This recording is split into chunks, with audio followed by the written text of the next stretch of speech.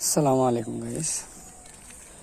তো আমার এই কলার কেলে বটবটি দেওয়াতে যে বিপদের সম্মুখীন হই সেটা হলো, এই দেখেন এই যে বটবটির মাথা, ডুগার মাথা, এই দেখেন এই যে কলা গাছের চারপাশ ধরে নিয়েছে।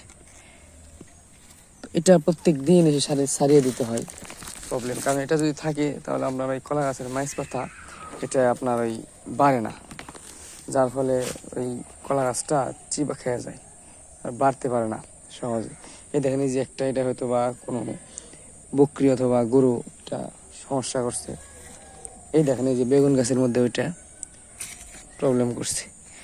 তো এগুলো ছাড়িয়ে না দিলে আপনার ওই বেগুন গাছের নতুন পুষি নিতে সমস্যা হয় এবং কলা গাছের মধ্যে ওই নতুন পুষি নিতে সমস্যা হয়ে যায়। না, এটা সুস্থ আছে মোটামুটি।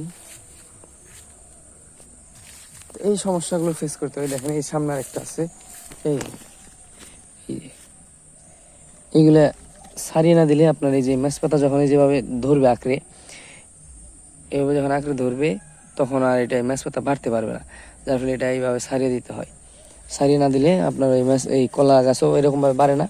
এবং এই যে পোকাটা আছে, বরবটির যে পোকাটা আছে, এই পোকাটা আপনার এই গাছটাকে নষ্ট করে দেয়।